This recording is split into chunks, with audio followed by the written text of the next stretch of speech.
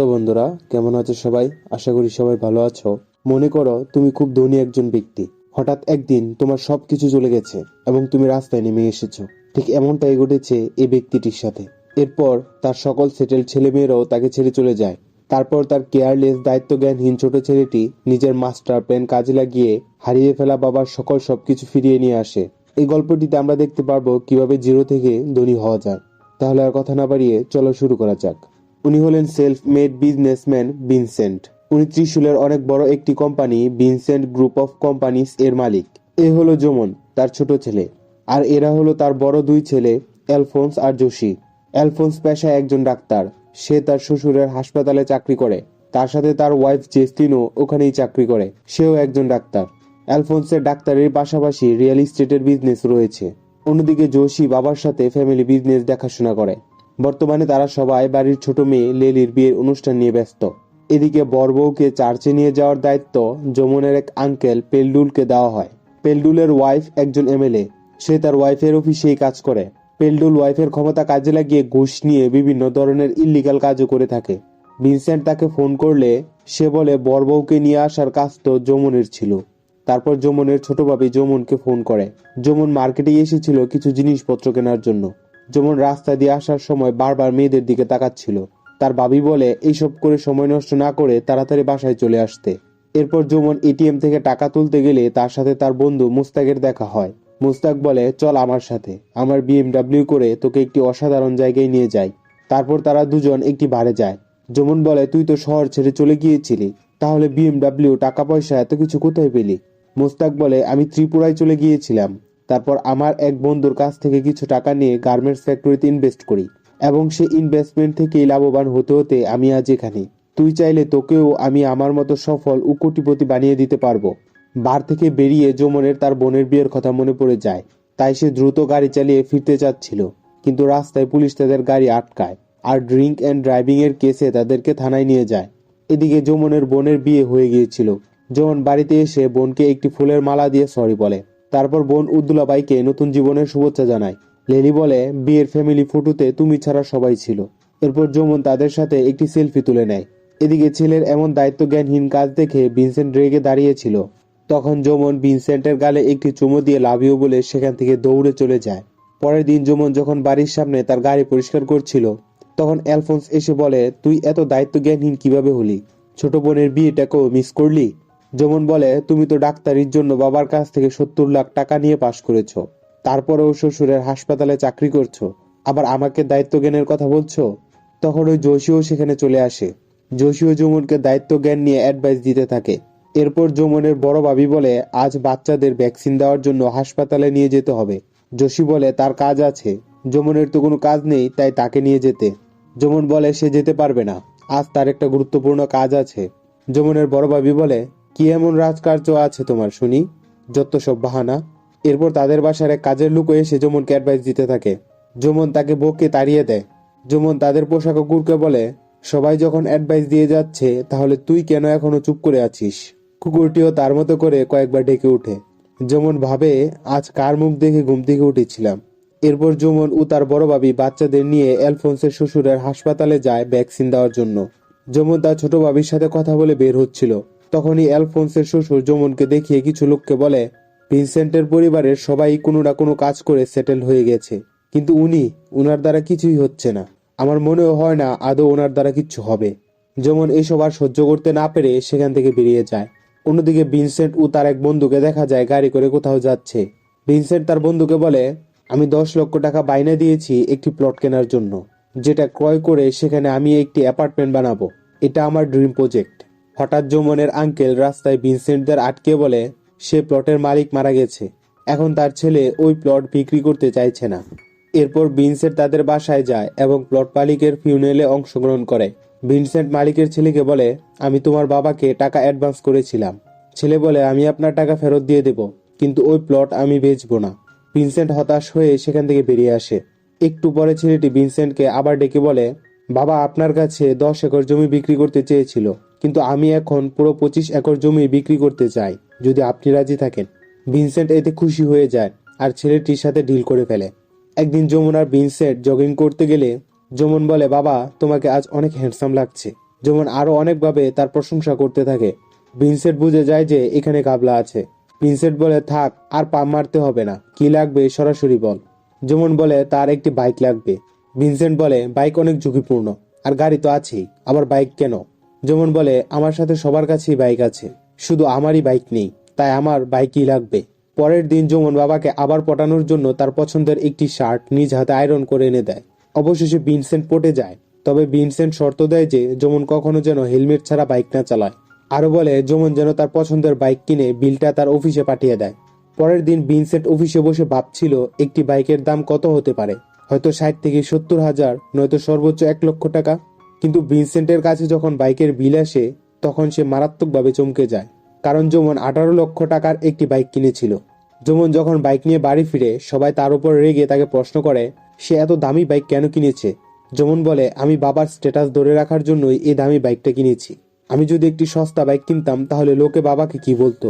Vincent এবার রেগে গিয়ে বলে, এখন থেকে আমাদের ট্রান্সপোর্টের বিজনেসটা তুমি দেখাশোনা করবে, তাহলে তুমি টাকা পয়সার দাম বুঝতে পারবে। পরের দিন যেমন তাদের ট্রান্সপোর্ট অফিসে যায়। প্রথমে সে সেখানের হিসাবপত্র দেখে, তারপর সেখান থেকে বেরিয়ে এসে একটি বাসে উঠে মেয়েদের সাথে ফ্লার্ট করতে থাকে। এমনকি সে কিছুক্ষণ বাসও চালায়, কিন্তু পুলিশ তাকে ধরে ফেলে, কারণ তার কাছে বাস চালানোর লাইসেন্স ছিল না। পরে তার আঙ্কেল তাকে ছাড়িয়ে নিয়ে আসে। প্যালডোল ভিনসেন্টকে বলে, আজ যদি আমি না থাকতাম তাহলে যেমন আমাদের ট্রান্সপোর্ট লাইসেন্সটাই বাতিল করে দিত। ভিনসেন্ট তেমন একটা চিল্লাপাল্লা না করে বলে, আমি খেয়াল করেছি তুমি বেশ কিছুদিন যাবৎ চার্চে যাচ্ছ না, কাল থেকে প্রতি সপ্তাহে তুমি চার্চে যাবে এবং সেখানে কনফারেন্স করে ভালো মানুষ হওয়ার চেষ্টা করবে, তা না হলে কখনো আমার সাথে আর কথা বলতে আসবে না। বাবার কথা মতো পরের দিন যেমন চার্চে যায়। প্রে করার সময় সবাই যখন চুপ ছিল তখনই যেমন শয়তানি করে জোরে আমিন বলে ওঠে। এতে করে সবাই যেমনের দিকে চেয়ে থাকে।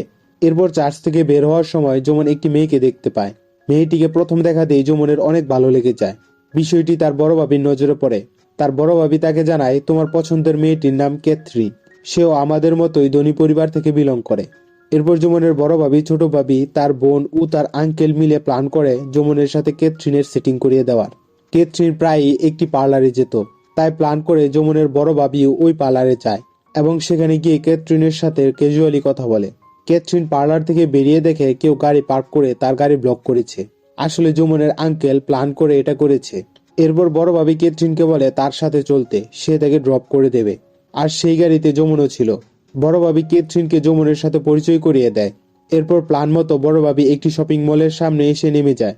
এর ফলে যমুন ক্যাথরিনের সাথে কথা বলার সুযোগ পেয়ে যায়। যমুন ক্যাথরিনকে তার বাসায় ড্রপ করে দিয়ে সেখান থেকে চলে যায়। পরের দিন ভিনসেন্ট যমুনকে তাদের মেন্স শোরুমে নিয়ে যায়। ভিনসেন্ট বলে, আজ থেকে এই শোরুম তোমার নামে, এখন থেকে এটার দেখাশোনা তোমারই করতে হবে। বাবা চলে গেলে যমুন ম্যানেজারকে প্রশ্ন করে, এখানে লেডিস কর্নার কোনটা? ম্যানেজার বলে, এখানে কোনো লেডিস আসে না, শুধুই মেন। এটা শুনে বেচারা যমুন হতাশ হয়ে যায়। পরের দিন যমুন টেনিস ক্লাবে যায়, কারণ ক্যাথরিনও সেখানে টেনিস খেলতে যায়। এভাবেই আস্তে আস্তে তাদের মাঝে একটি সম্পর্ক গড়ে উঠতে থাকে। কিছুদিন পর ভিনসেন্ট তাদের মেন্স শোরুমে যায়। সেখানে গিয়ে দেখে সেখানের ম্যানেজার ওনারের চেয়ারে বসে আছে। সে বলে যমুন তার কাছে এই শোরুমটি 40 লাখ টাকায় বিক্রি করে দিয়েছে।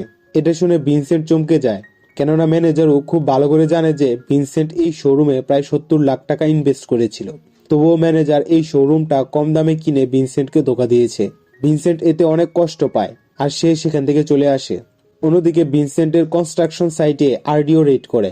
আসলে বিল্ডারের কাছে কোনো ক্লিয়ারেন্স ছিল না, তাই আরডিও কনস্ট্রাকশন বন্ধ করে দেয়। এভাবেই ভিনসেন্ট একদিনে প্রায় 2বার ধাক্কা খায়। সে তার বন্ধুকে বলে, আমার এই স্বপ্নের প্রজেক্ট পূর্ণ করার জন্য আমি একজনের কাছ থেকে টাকা লোন নিয়েছিলাম।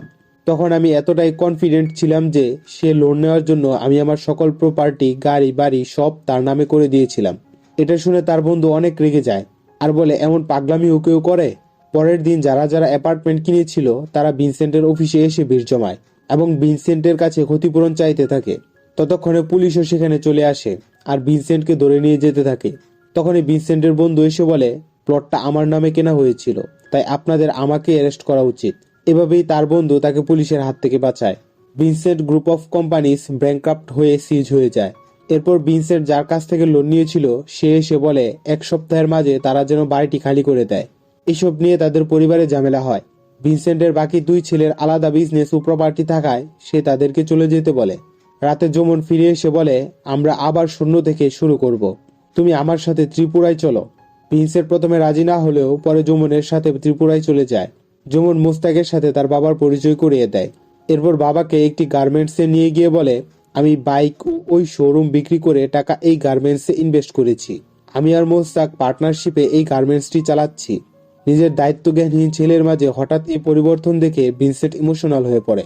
ভিনসেন্টের মনে হয় যমুন আবার সবকিছু আগের মতো করে ফেলতে পারবে। এভাবেই তাদের আপাতত জীবন চলতে থাকে। যমুন একদিন অফিসে গিয়ে দেখে টেবিলে অনেক বকেয়া বিল পড়ে রয়েছে। এগুলো দেখে যমুন আকাশ থেকে পড়ে। ম্যানেজার জানায় মোস্তাক বিজনেসের নামে অনেক খরচ করে যাচ্ছে। ক্লায়েন্টের জন্য সে যেখানে যেখানে যেত সেখানে সেখানে লাক্সারি হোটেলে থাকতো, সাথে সে অনেক দামি দামি গাড়ি ভাড়া করে ব্যবহার করত। এখন এই বাড়ি বাড়ি বিলের কারণে তাদের এই ছোট্ট গার্মেন্টসটি বন্ধ হতে চলেছে। যমুন এতে এতটাই রেগে যায় যে সে মোস্তাককে মারতে চলে যায়। মারতে মারতে যমুন তাকে বলে, তুই আমার শেষ ভরসাটাও নষ্ট করে দিয়েছিস। এখন আমি বাবাকে নিয়ে কি করব, কোথায় যাব? বাড়িতে এসে যমুন তার বাবাকে কিছুই জানায় না। তারপর একদিন যমুন তার ভাইদের কাছে সাহায্য চাইতে যায়। বড় ভাবি বলে, তুমি বাবাকে এখানে নিয়ে এসো, আমরা ওনার দেখাশোনা করব। যমুন বলে, আমি খুব ভালো করে জানি তোমরা বাবার কাছ থেকে প্রতিটা সিগারেটের হিসাব চাইবে। এরপর একদিন তাকে বৃদ্ধাশ্রমে দিয়ে আসবে।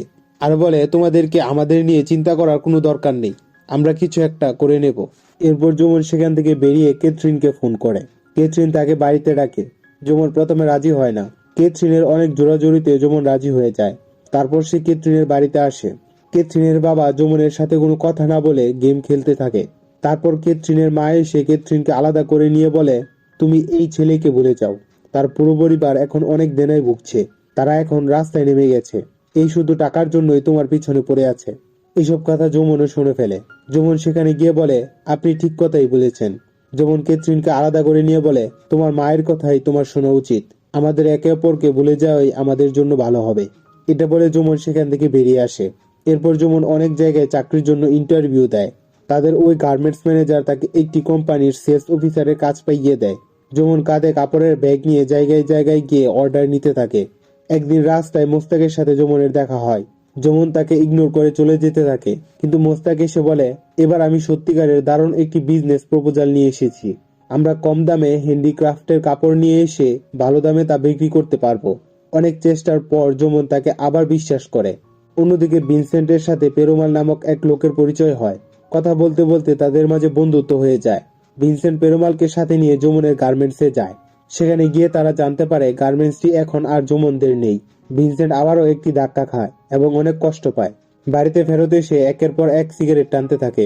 এরপর যমুন বাড়িতে আসলে ভিনসেন্ট তার কাছে জানতে চায় ব্যবসা কেমন চলছে। যমুন মিথ্যা বলে যে ব্যবসা ভালোই চলছে।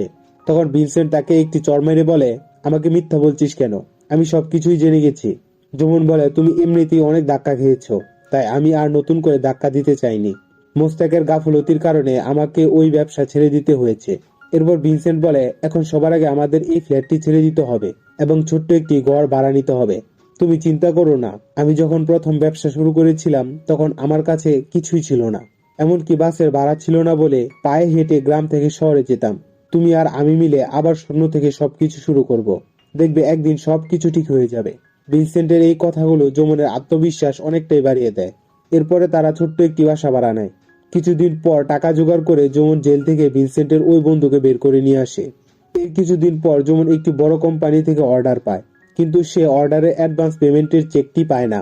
তাই সে ওই কোম্পানিতে গিয়ে চেক সম্পর্কে জানতে চাইলে অ্যাকাউন্টেন্ট অফিসার বাইদি তাকে মেল করতে বলে। মেল করার জন্য যমুনের কাছে ইন্টারনেট না থাকায় সে বাইদির কাছে কোম্পানির ওয়াইফাই এর পাসওয়ার্ড চায়, কিন্তু বাইদি যমুনকে ওয়াইফাই এর পাসওয়ার্ড দেয় না। এরপর যমুন সেখানের ম্যানেজারকে দেখতে পায়। যমুন জোকারের মতো দেখতে ম্যানেজারকে পটিয়ে ওয়াইফাই এর পাসওয়ার্ডটি নিয়ে নেয় এবং সাথে সাথে মেইল করে ফেলে। যমুন বাইদিকে বলে, নিজের নামের সাথে 123 দিয়ে পাসওয়ার্ড টাকা সেফ না, আর এরপর থেকে কোনো সেলসম্যান পাসওয়ার্ড চাইলে দয়া করে সেটা দিয়েন। এরপর একদিন মোস্তাক যমুনকে তাদের ফ্যাক্টরিতে নিয়ে যায়। মোস্তাক তাকে ফ্যাক্টরির অ্যাকাউন্টস দেখায়, তারা সম্প্রতি কত টাকা প্রফিট করেছে কি করেনি। কিছুদিন পর যমুন আবার বাইদির কোম্পানিতে গিয়ে নতুন অর্ডার চায়। বাইদি বলে, কোম্পানি আপনাদেরকে নতুন অর্ডার দিতে চায় না, তাই আপনি এখন আসতে পারেন। তখন যমুন বলে, অর্ডার না হয় নাই দিলেন, আপনি কি একটু হাসতে পারেন না? হাসলে তো কাউকে কোনো টাকা দেওয়া লাগে না, এটা তো একদম ফ্রি। এটা শুনে বাইদি হেসে ফেলে। পরের দিন যমুন কিছু কাপড় অন্য শহরে ডেলিভারি দেওয়ার জন্য নিয়ে যাচ্ছিল। বাইদিও সে বাস স্টেশনে চলে আসে, এমনকি তারা একই বাসে ট্রাভেল করে। যমুন বাসে ঘুমিয়ে পড়েছিল। ঘুম ভাঙলে যমুন দেখে বাসে কেউ নেই, পুরোই খালি। যমুন বাস থেকে নেমে দেখে ড্রাইভার বাস থামিয়ে মদ খাচ্ছে। প্রায় সবাই ড্রাইভারের উপর চিল্লাতে থাকে। তখন যমুন ড্রাইভারের কাছ থেকে চাবিটা নিয়ে বাসটি ড্রাইভ করতে থাকে এবং সেফলি ড্রাইভ করে সবাইকে তাদের গন্তব্যে পৌঁছে দেয়। যমুনের এই কাজে বাইদি ইমপ্রেস হয়ে যায়। এরপর দেখা যায় রাতে যমুন আরো কাপড় নিয়ে বাসের জন্য অপেক্ষা করছে। তখনই পেরিমাল নামের লোকটি তার পাশ দিয়ে যাচ্ছিল। পেরিমাল যমুনকে বলে, পরের বাস কাল সকালের আগে আসবে না, তুমি চাইলে আজ রাতটা আমার বাসার উঠোনে কাটাতে পারো। এরপর তারা পেরিমালের বাসায় যায়। পেরিমাল যমুনের সাথে তার মেয়ের পরিচয় করিয়ে দেয়। সেই মেয়েটি অন্য কেউ নয়, সে হলো ভাইদি। বাইরে মশা থাকায় রাতে ভাইদি যমুনকে কয়েল এনে দেয়। এরপর দুজন মিলে বেশ কিছুক্ষণ গল্প করে। গল্প করতে করতে তাদের মাঝে বন্ধুত্ব হয়ে যায়। এরপর থেকে ভাইদি ও যমুনকে তার বিজনেসে সাহায্য করতে শুরু করে। যমুন একদিন ভাইদিকে শেয়ারের কিছু টাকা দেয়। ভাইদি প্রথমে টাকাটা নিতে চাইছিল না, কিন্তু পরে সে টাকাটা নিয়ে নেয় আর বলে, টাকাটা আসলেই আমার দরকার ছিল। ভাইদি যমুনকে বলে, আমার তেমন কোনো বন্ধু নেই যার কাছে আমি টাকা চাইতে পারি, তোমার কাছ থেকে টাকাটা নিতে আমার তেমন খারাপ লাগেনি। এভাবে আরো অনেক কিছু গুছিয়ে বলে ভাইদি যমুনকে তার মনের কথা বলে দেয়। অন্যদিকে ভিনসেন্ট মাঝে মাঝে যমুনকে বলতো 555 সিগারেট এনে দিতে, কিন্তু যমুন প্রতিবারই এটা এড়িয়ে যেত। একদিন যমুন বাবাকে এক বক্স সিগারেট এনে দেয়। ভিনসেন্ট এটা দেখে অনেক খুশি হয়।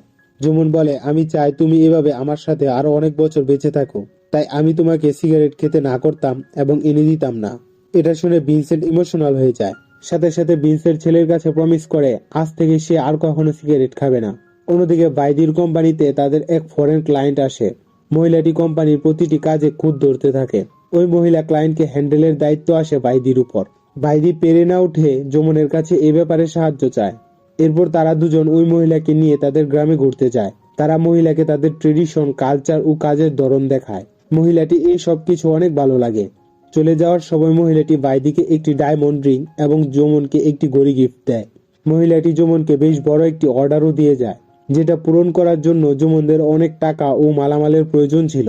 পরে যমুন লেবারদের কাছে যায় আর তাদেরকে বলে, আপনারা যদি আমার এই কাজটি করে দেন তাহলে আমি 1 মাসের মাঝে আপনাদেরকে দ্বিগুণ টাকা পেমেন্ট করব। আমি আমার বাবার নামে কথা দিচ্ছি, আপনারা ঠকবেন না। লেবাররা যমুনের কথায় ভরসা পায় এবং যমুনকে সাহায্য করতে রাজি হয়ে যায়। এরপর সবাই মিলে দিনরাত কঠোর পরিশ্রম করে অর্ডারের কাপড় বানাতে থাকে এবং ছোট বাবির সাহায্যে যমুন ওই অর্ডার সফলভাবে ক্লায়েন্টের কাছে পাঠিয়ে দেয়। ক্লায়েন্ট যমুনের পাঠানো অর্ডার হাতে পেয়ে অনেক খুশি হয় এবং কথা মতো তাদেরকে পেমেন্ট করে দেয়। এরপর যমুন নিজের কথা মতো সকল লেবারকে তাদের পেমেন্ট দিয়ে বাবার কাছে যায়। যমুন তার বাবাকে বলে, বন্ধক রাখা তাদের বাড়িটি সে আবার ফিরিয়ে এনেছে।